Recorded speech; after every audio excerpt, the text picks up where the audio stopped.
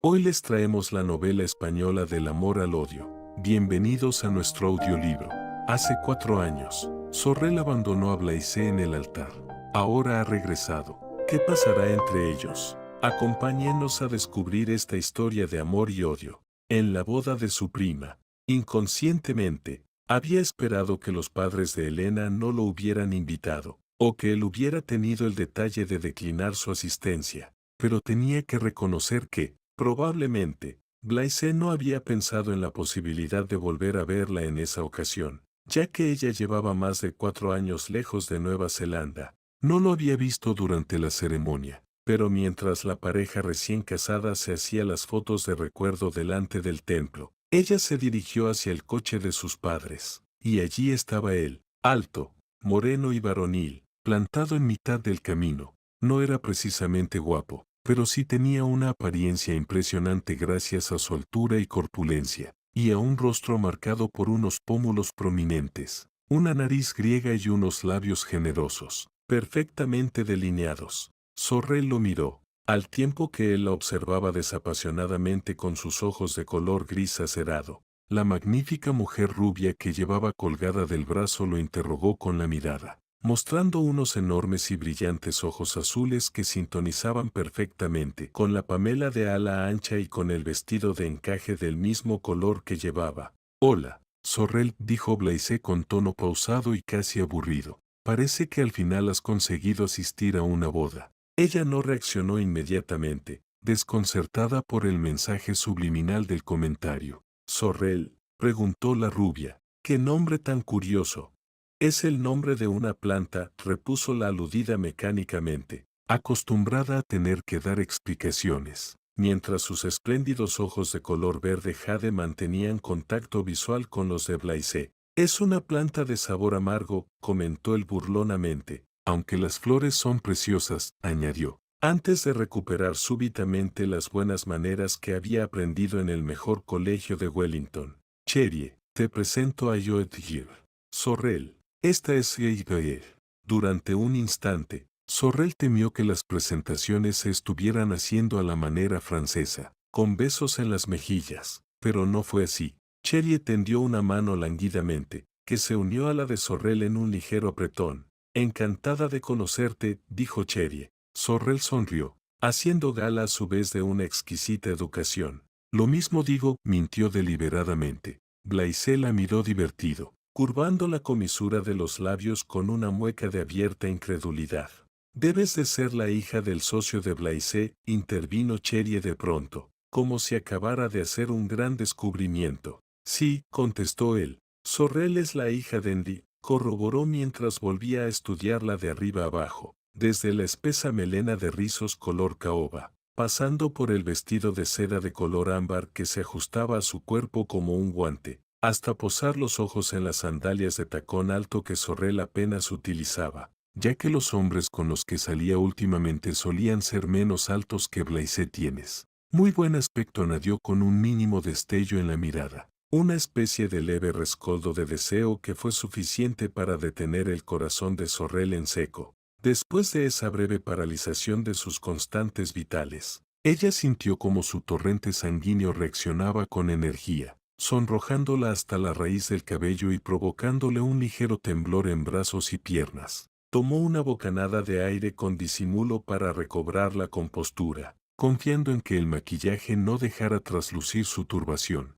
«Tú también pareces estar en plena forma», repuso educadamente, sin poder evitar hacer un estudio de los pequeñeces cambios que había sufrido ese hombre, los pómulos ligeramente más delgados, la complexión tan atlética como siempre y algo más musculosa, el cabello negro más corto y la boca más severa, aunque ese último detalle, junto a la evidente frialdad de sus ojos, podía fácilmente achacarse a la sorpresa por su inesperada presencia. Él no la había perdonado aún, eso parecía fuera de duda.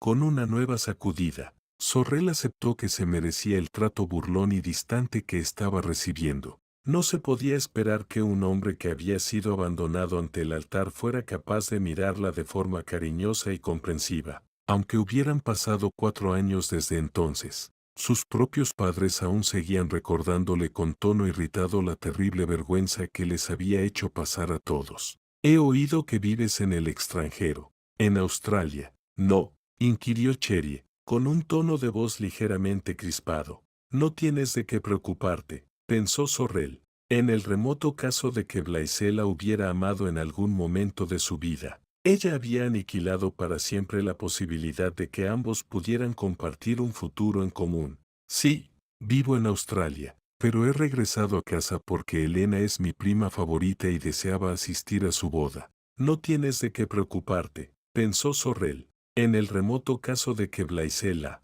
Sorrel dudó. El trabajo que tenía en Melbourne era muy interesante y allí se encontraba a gusto, pero nunca había podido deshacerse del todo de la nostalgia por la tierra donde había nacido. Amaba Nueva Zelanda y Wellington le parecía la ciudad más bonita del mundo. Antes de aterrizar, el avión había girado sobre el mar, mostrando una vista impresionante del escarpado estrecho de Marlborough, rebosante de vegetación arbustiva que llegaba hasta las orillas saladas. Y ella se había puesto a llorar de emoción, con la mente llena de recuerdos. Los paseos por el bosque sin temor a las culebras, las playas a donde casi nunca se acercaban los tiburones, los niños descalzos corriendo por la arena, las empinadas y angostas calles llenas de casas colgadas de forma inverosímil sobre las laderas, arracimadas en caóticas hileras de equilibrio delirante, con vistas sobre las estelas blancas de los barcos que iban a atracar en el puerto. Puede que me quede, dijo Sorrel de forma totalmente impulsiva. Si encuentro trabajo, añadió, sorprendida por sus propias palabras y con la mirada en lo lejos. ¿Cuándo había empezado a considerar esa posibilidad? Posiblemente durante el vuelo a Wellington. Se dijo, ¿qué tipo de trabajo estás buscando?, preguntó Blaise, obligándola a mirarlo de nuevo. Aún no lo sé. Solo llevo 2 días en casa, el tiempo justo para saludar a Elena antes del día del festejo, participar en los últimos preparativos y asegurarse de que su prima era consciente de todo lo que implicaba el hecho de contraer matrimonio. Tus padres me comentaron que estabas trabajando en unos grandes almacenes. Estoy a cargo de la sección de moda femenina. Me dijeron que era un trabajo de mucha responsabilidad y muy bien pagado. Eso es verdad. Pero si quiero ascender más tendría que trasladarme al departamento de administración. Y yo prefiero el trabajo de cara al cliente, explicó Sorrel, contenta de haber superado el primer momento de tensión y de estar enfrentada en una conversación completamente normal. Cambiando de tema, preguntó, ¿cómo están tus padres? Muy bien, repuso Blaise. Mi padre está disfrutando de la jubilación como si fuera un niño. Paul Tracy ya había abandonado la vida laboral hacía un par de años, después de sufrir un aparatoso infarto, cediendo a su hijo los mandos de su parte en la empresa de fabricación de pequeños electrodomésticos que compartía con el padre de Sorrel. Ahora están haciendo un crucero por Europa. Lo sé, mi madre está verde de envidia, bromeó ella. Cherie tiró del brazo de Blaise. Carino, ¿no crees que deberíamos ir a dar la enhorabuena a la feliz pareja? Los recién casados habían terminado con la sesión de fotos y empezaban a internarse entre la multitud, recibiendo felicitaciones a mansalva. Supongo que sí, contestó Blaise, despidiéndose de Sorrel con una ligera inclinación de cabeza. ¿Nos disculpas? Mientras Blaise y Cherie se alejaban, Sorrel se dio cuenta de que un montón de miradas no la perdían de vista. Muchos de los convidados a esa ceremonia habían sido también convocados a su malograda boda. En esa misma iglesia, ya había salido a varios, soportando sus miradas de velada curiosidad y reproche, pero en aquel momento no se sentía con fuerzas para internarse de nuevo entre la multitud. Elena tendría que esperar a que ambas coincidieran en un momento de mayor intimidad, quizá durante el banquete, para que ella le deseara un futuro muy feliz. Sorrel estaba agradecida porque Elena hubiera entendido que ella prefería no aceptar su invitación para ser una de las damas de honor. La situación podía haber resultado un poco irónica y, posiblemente, incluso grotesca. De todas las personas a las que había dejado plantadas en la iglesia hace 4 años por causa de su repetido cambio de opinión, solo Elena, vestida con el traje de dama de honor de encaje color lavanda que habían elegido juntas, había tratado de comprenderla y apoyarla, a pesar de tener solo 17 años. Por eso, cuando un par de meses atrás había recibido una invitación de boda con una nota manuscrita suplicándole que asistiera, no había podido negarse. Retomó su camino hacia el coche y se unió a sus padres. Se acomodó en el asiento trasero con gran alivio, dispuesta a relajarse durante el breve trayecto hasta el salón de banquetes del mejor hotel de la ciudad. Una boda preciosa, comentó su madre mientras se retocaba el maquillaje en el espejo del quitasol del coche. Luego, se ajustó la elegante Pamela, especialmente confeccionada para combinar a la perfección con el igualmente vistoso vestido de fiesta de color aguamarina. Menos mal que todo ha salido bien, aunque eso era de esperar porque Elena siempre ha sido una chica muy sensata. Con un gesto de dolor, Sorrel hizo un esfuerzo supremo para no dejar que esas palabras hirieren sus sentimientos, pero el reproche implícito de su madre no dejaba lugar a dudas. Incluso su padre había murmurado entre dientes la frase, espero que esta vez no haya ningún problema. Durante el desayuno, deseaba preguntar cuánto tiempo llevaba Blaise con Ureyayek y qué tipo de relación tenían. Practicó mentalmente la pregunta para que sonara casual y casi desinteresada, pero, segura de la inevitable reprende que acompañaría a la respuesta, decidió callar. Ya había 4 años que había perdido por completo el derecho a interesarse por la vida privada de Blaise. Dejó que su mirada recorriera indolentemente las vistas del puerto mientras el coche se deslizaba por la tortuosa carretera de la bahía. Wellington era conocida por los fuertes vientos procedentes del mar que azotaban constantemente sus edificios. Pero ese día brillaba el sol y todo estaba en calma. Cuando llegaron al salón de banquetes, Sorrel se tranquilizó considerablemente al comprobar que sus padres y ella tenían asientos reservados en una mesa que se encontraba a una distancia prudencial de la que ocupaban Blaise y Cherie, junto a otros amigos de la pareja, aunque desde donde estaba podía verlo de espaldas, diciendo chistes y dirigiendo muestras de cariño a su acompañante. Cuando empezaron los discursos, Blaise pasó un brazo detrás de la silla que ocupaba Cherie y le acariciaba un hombro, mientras con la otra mano jugaba con una copa de vino tinto. Sorrel deseaba encontrarse a 1000 kilómetros de allí, pero se convenció de que tenía que aguantar hasta el final para que su prima Elena no se disgustara. Tenía su orgullo y sabía que, con esfuerzo, podría aguantar la fiesta durante un periodo de tiempo razonable.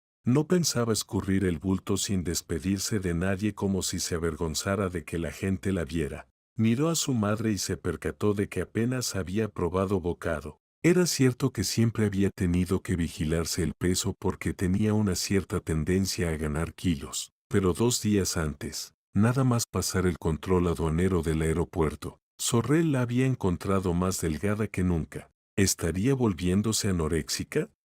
El hombre que se sentaba al lado de Sorrel era un amigo del novio. Alguien se había ocupado de colocarlo junto a ella para que pudieran hacerse mutua compañía, puesto que él también estaba solo. Se trataba de un gesto muy considerado por parte de Elena o de su madre, aunque resultaba ligeramente humillante, al dejar bien claro delante de todos que Sorrel carecía de pareja. Era un hombre agradable, fornido y bien parecido, que había demostrado sus dotes de gran conversación durante la cena, aunque solo habían hablado de naderías. Una vez que la orquesta empezó a tocar el preceptivo vals, varias parejas siguieron la iniciativa de los novios y se unieron a ellos en la pista de baile. Su compañero de mesa le pidió bailar. Salieron a la pista y él resultó ser un buen bailarín con mucho estilo. Acabado el lento vals, la orquesta atacó piezas más modernas llenas de ritmo, y su acompañante inició una serie de movimientos atrevidos que divirtieron a Sorrel enormemente. Vio a Cherie y a Blaise girar abrazados por la pista, con la vista de ella posada sobre el rostro de él en un gesto de inequívoca adoración. Ambos parecían estar completamente enamorados. Volvió a concentrarse en su compañero con una sonrisa y se acopló a su exagerado ritmo, disfrutando al máximo. La gente empezó a darse cuenta de que formaban la mejor pareja de baile de toda la fiesta, y les hicieron sitio en el centro de la pista para que pudieran lucirse delante de los demás, que les obsequiaron con miradas de admiración. Sorrel tropezó brevemente con una mirada de Blaise que pareció insinuar un reproche. Ella optó por reírse con ganas. mirar con euforía a su compañero e iniciar una pequeña improvisación por su cuenta, levantando los brazos y ejecutando una graciosa pirueta, meneando el trasero de espaldas a él, mientras le lanzaba una provocativa mirada por encima del hombro. Él rió, la agarró con fuerza y la hizo girar varias veces antes de volver a soltarla. La pieza musical terminó y Sorrel se detuvo, sudorosa, para dirigirse de vuelta a la mesa, junto a su acompañante, mientras se apartaba un mechón de cabello del rostro y se lo colocaba detrás de la oreja. La mesa estaba vacía. Sus padres se encontraban charlando con los de Elena en la mesa presidencial. Ha sido divertido, comentó Sorrel con la respiración aún acelerada. Hacemos buena pareja, repuso él con una sonrisa. ¿Quieres que volvamos a la pista? Dame un respiro. ¿Te gustaría beber algo? Ella pidió un vino blanco y él se alejó entre la multitud en dirección a la barra. Sorrel jugueteó con una flor de hibisco que adornaba el centro de la mesa junto a un precioso conjunto de ramas verdes. La flor tenía una corola escarlata y en su centro se erguía un orgulloso pistilo amarillo cuajado de estambres naranjas llenos de polen. Dio un par de vueltas a la flor entre el índice y el pulgar, y el mantel blanco de la mesa se cubrió de diminutas semillas desparramadas. ¿Te la vas a poner detrás de la oreja? La voz de Blaise la sobresaltó, sacándola de su ensimismamiento. Él estaba de pie, en su postura habitual, con una mano indolentemente metida en el bolsillo del elegante pantalón cortado a medida. Con la otra mano sostenía una copa de vino tinto medio vacía. ¿En qué lado? Insistió él ante el silencio sorprendido de ella, con una mirada penetrante y especulativa. Nunca me acuerdo de qué significado tienen los lados. La flor en el lado derecho quiere decir estoy comprometida y la flor en el lado izquierdo quiere decir estoy disponible. Según creo, no estoy disponible, repuso ella, dejando caer el hibisco sobre la mesa. Nunca me acuerdo de qué significado tienen los lados. Nunca me acuerdo de qué significado tienen los lados. Frente a la situación, ¿en qué lado tendría que ponérsela? Tendrías que preguntárselo a ella. Si es que te interesa. Simple curiosidad, repuso Sorrel, pasando perezosamente la vista por las mesas, como para demostrar que el súbito interés por los sentimientos de Cherie era pasajero. Por cierto, ¿dónde está? Retocándose el maquillaje en el tocador de señoras, respondió él. La orquesta afinó los instrumentos e inició una nueva pieza, distrayendo la atención de Sorrel. Blaise la miró directamente a los ojos y de una manera bastante abrupta preguntó, ¿te apetece bailar? ¿Contigo? Inquirió ella, sorprendida. Él puso una mueca burlona. ¿Con quién si no? Se interesó echando un vistazo a los alrededores con una nota de aspereza en el tono de voz. Por si aún no te has dado cuenta, todos los asistentes están pendientes de nuestras reacciones. Sería de gran ayuda que pudiéramos aplacar su curiosidad demostrando que nuestras relaciones son totalmente amistosas. Al fin y al cabo, todos saben que esta es la primera vez que nos vemos desde el malogrado día de nuestra inexistente boda. Hace ya 4 años. Era posible que él tuviera razón, pensó Sorrel. Si se mostraban cordiales el uno con el otro, la gente pronto dejaría de murmurar. Hay una persona que ha ido a buscarme una bebida, objetó. ¿El gracioso bailarín? Preguntó él con tono desdeñoso. Estoy seguro de que podrá esperarte durante unos minutos, dijo, dejando la copa sobre la mesa antes de poner a Sorrel en pie, tomándola de ambas manos. Creo que lo mejor es que nos libremos de las malas lenguas lo antes posible. Sorrel se resistió instintivamente, pero los brazos de él eran muy fuertes y, sin darse apenas cuenta, se encontró de pie y en camino hacia la pista de baile. Bruto, exclamó, te aseguro que estoy acostumbrada a que los hombres me traten con mucha más cortesía. Sorprendentemente, él soltó una risotada mientras la miraba con una expresión felina y entrelazaba una mano con la de ella para adoptar una correcta posición de baile lento. Se movieron al compás de la música, como poco. Me debes este baile, Sorrel, le dijo con una dura mirada y una mano firmemente apoyada sobre su cintura. ¿Qué le debo? ¿La oportunidad de demostrar al mundo entero que no era un hombre con el corazón roto? ¿Que no le importaba que ella hubiera hecho añicos su orgullo? ¿Tanto te importa lo que piense la gente? Puede ser importante a la gente que nos quiere, como por ejemplo a tus padres o a los míos. Aunque no me extrañaría nada si me confesaras que los sentimientos ajenos no te importan lo más mínimo. Debería estarte agradecida, le espetó ella enfadada y desafiante. Nuestro matrimonio habría sido un tremendo error. Doyle las gracias al cielo todos los días, dijo él, estrechándola en sus brazos para no perder el compás en un giro. Ella lo miró furiosa y dispuesta a presentar batalla. Sonríe, le pidió él. Esto es puro teatro. Solo pretendemos acallar los cotilleos. Recuerda, no puedo sonreír forzadamente. Además, no quiero que me des órdenes. Para desesperación y sorpresa de Sorrel, él volvió a soltar una sonora carcajada. No era posible que lo estuviera pasando bien. No, sí.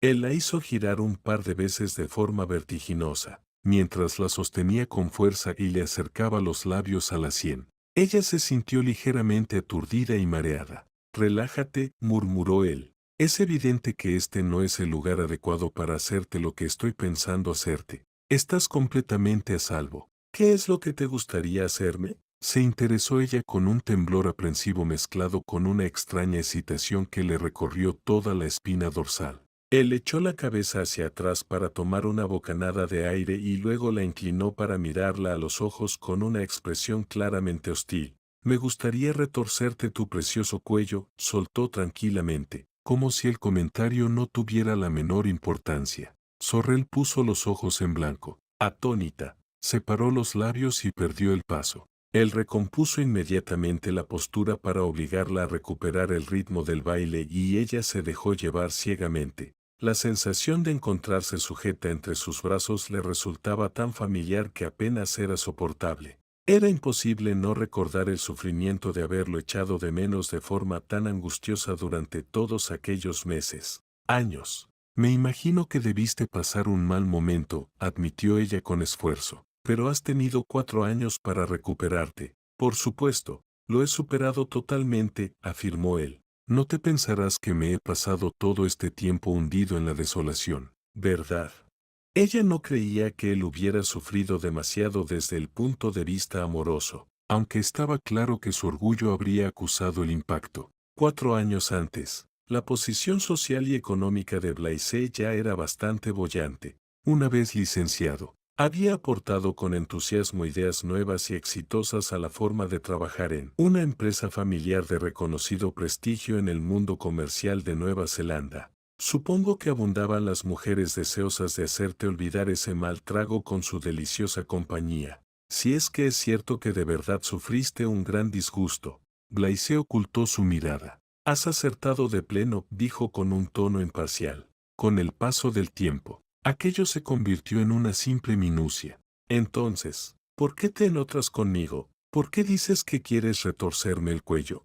Era solo una forma de hablar. A ningún hombre le gusta que lo dejen en ridículo. No era eso lo que yo pretendía. Podrías haber hablado conmigo antes. Si tenías dudas. Lo sé. Y te he dicho que lo siento. Se lo había escrito en una carta justo después de huir, dejando que sus padres, Elena y Blaise, arreglaran el asunto como mejor pudieran. Una carta a la que él jamás había contestado, aunque ella tampoco había esperado que lo hiciera. Le había pedido que la perdonara, pero tampoco había abrigado demasiadas esperanzas. Sin embargo, nunca se hubiera imaginado que, al cabo de tanto tiempo, él continuara guardándole rencor. Nunca había pensado en Blaise como en un enemigo, y le dolió darse cuenta de que él parecía estar soportando con la mayor deportividad la mayor tragedia de su vida. ¿Me odias?, preguntó en voz baja. ¿Odiarte?, dijo él chasqueando la lengua con desprecio, dando a entender que ella ni siquiera se merecía eso. Por supuesto que no, negó sin mucha convicción. El odio es solo una pérdida de tiempo, comentó, dando a entender que tenía cosas mucho más interesantes en las que pensar. El dolor que había invadido el corazón de Sorrel se intensificó. Además, añadió Blaise, si decides quedarte vamos a tener que vernos de vez en cuando. Sería terrible que nos odiáramos de tal manera que no pudiéramos soportarlo. Nunca he dicho que no podía soportar verte. Blaise curvó los labios en una sonrisa sardónica. Te limitaste a dejar bien claro que no podrías soportar verme a diario junto a la mesa del desayuno durante el resto de tu vida. Sabes que todo fue mucho más complicado que eso. No tengo ni la menor idea de lo complicado que fue, o que no fue. Tu carta no era demasiado explicativa, querido Blaise. Lo siento. Adiós. Eso no es justo, y tampoco es verdad. Sorrel había pasado horas de verdadera agonía para escribir esa carta. Bueno, te concedo que había alguna palabra más, pero en esencia decía lo mismo. Ella había tenido verdaderas dificultades para analizar y expresar sus emociones, tan confusa como se sentía. Pero, a pesar de haberlo intentado con denuedo, no había sido capaz de acallar el pánico que se había ido adueñando de ella a medida que se acercaba la fecha de la boda, hasta obligarla a tomar la decisión de escapar en el último momento. Había intentado confesar sus dudas a su madre, pero ella le había quitado hierro al asunto, argumentando que todas las parejas sufren momentos de incertidumbre antes de la boda, que ella misma se había visto afectada por breves episodios de desasosiego y, sin embargo, jamás se había arrepentido de haberse casado con su padre. Ese día estarás radiante, había sentenciado. Lilith Joel se había despertado llena de ansiedad y solo había podido contenerse hasta las 11 de la mañana, momento en el que consiguió reunir el coraje suficiente como para anunciar a todos su repentina e inesperada decisión.